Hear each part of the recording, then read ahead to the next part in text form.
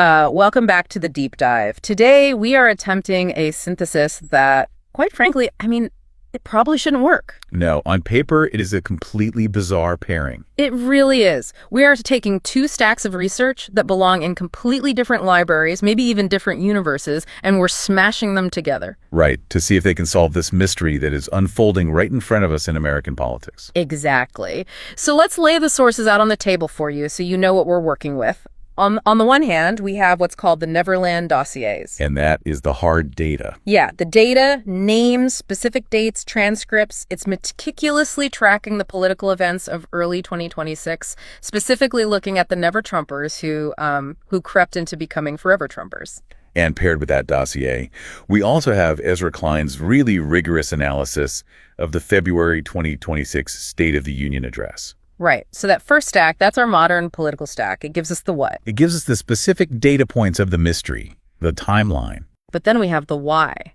And the mechanism behind all this comes from a totally different place. A completely different era, really. Yeah, we have a theological dissertation. It's titled Divine Deception and the Motif of the Deceiving Spirit. And it analyzes an ancient text from 1 Kings chapter 22. And our mission today is to see if that ancient text actually explains the modern chaos. We're asking a really provocative question here.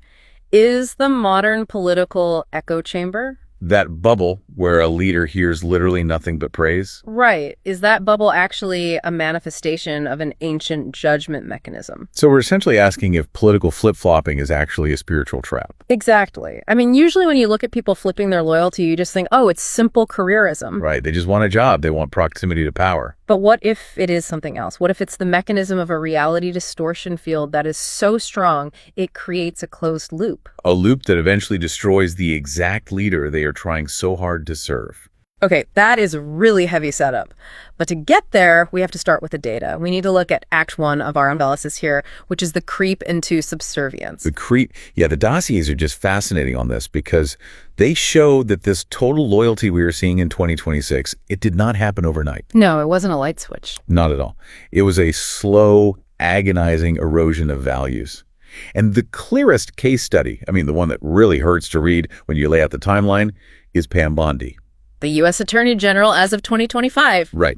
But we have to rewind to understand the creep. The dossier highlights her tenure as Florida Attorney General from 2011 to 2019. And who was she back then? What was her brand? She was a crusader.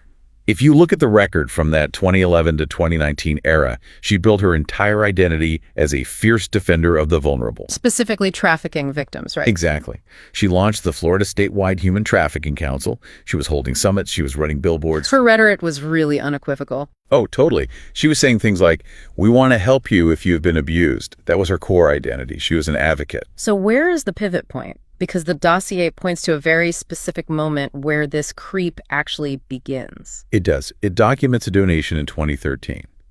The Trump Foundation donated $25,000 to a group supporting Bondi's reelection. Okay, and what happened after that? Well, shortly after that $25K landed, her office declined to join the fraud lawsuit against Trump University. Wow. So that's the seed. That's where it starts. That is the seed. Yeah. But now, fast forward to the present day in our timeline, specifically February 11th, 2026. The House Judiciary hearing. Yes. And this is where the contrast just becomes incredibly jarring.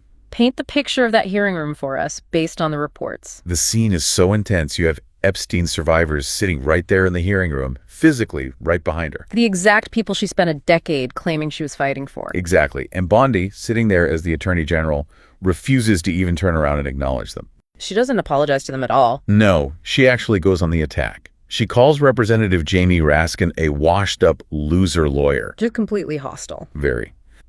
She dismisses the questions as theatrics. And critically, she defends the heavy redactions of the Epstein files. And we should be really clear for you listening about what those redactions are doing. Critics argue those black bars are protecting associates of the president while leaving the victims' names totally exposed. It is a massive inversion. Think about the timeline. She shifted from protecting the vulnerable from the powerful to protecting the powerful from the vulnerable. That is the creep defined perfectly right there. It is. It's not just that she likes Trump. It's that she has fundamentally altered her moral compass to align with whatever his needs are. Because on February 21st, 2025, she claimed a client list was, quote, on her desk. Right. And then by July of that same year, she's telling the press no list exists. The truth just became malleable based on what the leader required. It feels like a tragedy when you frame it that way. But the thing is, the sources show she isn't an isolated incident. Not at all. The Neverland documents lay out a whole roster of these transformations. It almost seems like a prerequisite for the job in 2026. It really does. Look at the vice president, J.D. Vance. The dossier pulls up his receipts from 2016. Yeah, he didn't just casually dislike Trump back then.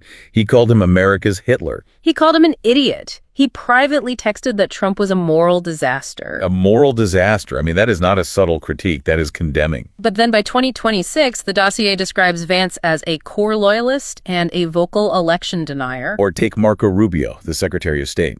In 2016, he called Trump a con artist. And now he is the primary architect and the main defender of America First diplomacy. Then you have Lindsey Graham.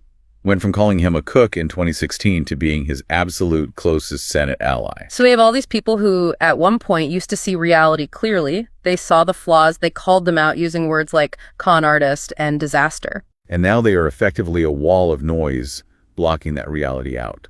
Which brings us to the Ezra Klein analysis of the State of the Union on February 25, 2026. This is so crucial for understanding the mechanism of what's happening. Klein argues that Trump isn't just lying to the public, he's lying to himself. But he can only do that because of the people around him. Klein calls it the feedback loop trap. Right, so in that February 25 speech, Trump claimed inflation is plummeting and the border is secure. But the polling data Klein cites in his analysis shows negative approval on inflation at minus 30%. Minus 30%. The reality on the ground, the price of eggs, the feeling people actually have in the grocery store, is totally different from the speech. But inside the chamber, during the State of the Union, everyone is just clapping. They aren't just clapping, they're reinforcing the delusion.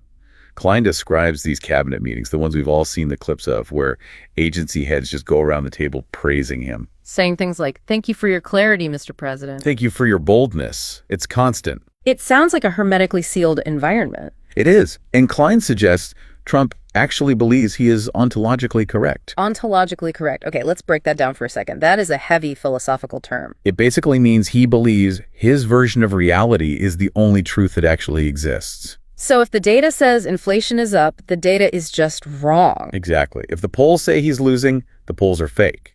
His internal reality overrides external facts completely. But here's the critical transition to our next segment. He can only maintain that belief because figures like Bondi, Vance, and Rubio provide zero corrective input. Right. They never say, "Mr. President, that's not true." Never. They have crept into total subservience. And that brings us to the really big question. Why? Is it just ambition? Is it just that they want to keep their jobs? Or is this loop of sycophancy actually part of an ancient judgment mechanism? And this is where we have to open that second stack of research, the dissertation. Divine deception and the motif of the deceiving spirit. I have to admit, when I first saw this in the stack, I thought, what on earth does this have to do with the Department of Justice in 2026? It seems totally abstract at first glance, but the story it analyzes is shockingly relevant to the dates and names we just discussed. It's from 1 Kings chapter 22. So we are transporting from Washington, D.C. in 2026 all the way back to the court of King Ahab around 850 BCE. Let me set the scene for you. Ahab is basically the archetype of the unjust, idolatrous king in this text. Okay, and what's his political situation? He wants to go to war to take back a city called Ramoth Gilead. So he gathers 400 prophets together to ask if he should go. 400. Statistically speaking, that is a massive sample size. It's a massive room full of yes men, and they are completely unanimous. Hmm. They all say, "Go up, for the Lord will give it into the hand of the king." They are creating that exact same feedback loop we just talked about with Klein's analysis. Yes. But there's one guy, Micaiah ben Imlah, who isn't part of the echo chamber. The lone dissenter. The only one. And Ahab absolutely hates him. The king literally says in the text, "I hate him, for he never prophesies good concerning me, but only evil." I feel like every administration has a Micaiah, and usually they just get fired in the first 6 months. Yeah, exactly. They get purged from the inner circle. But here is the twist that makes this specific text so famous in theological circles. Right, because Micaiah doesn't just say no to the war. He doesn't. He describes a vision of the heavenly council. He sees Yahweh, God, sitting on the throne. And God asks a question to the assembly. What does he ask? He asks, who will entice Ahab that he may go up and fall at Ramoth Gilead? Wait, pause right there.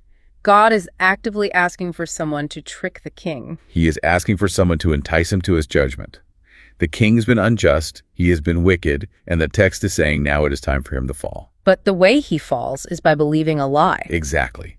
A spirit, and the Hebrew word used here is ruah, steps forward and says, I will entice him. God asks how. And what does the spirit say? It says, I will go out and be a deceiving spirit in the mouth of all his prophets. A deceiving spirit, ruah sheker. Yes. And God says, you are to entice him, and you shall succeed. Go out and do so. Okay, hold on.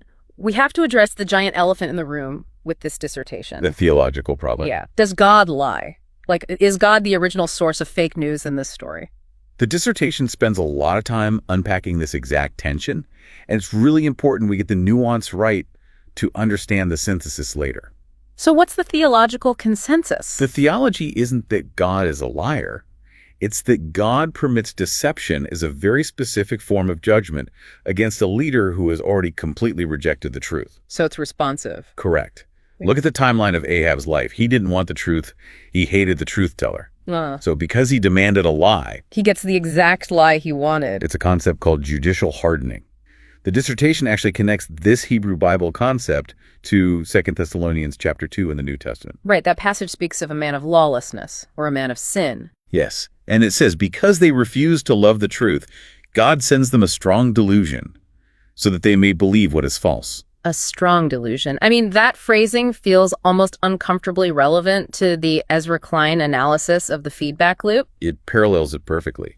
The source material argues that when an authoritarian leader becomes an idolater of themselves, when they demand total affirmation at all times. God's judgment isn't necessarily a lightning bolt from the sky. No, it's simply giving them exactly what they demand, a reality where literally no one corrects them. And the mechanism for that judgment is the deceiving spirit entering the mouths of the prophets. Right, and this is the really scary part of the text.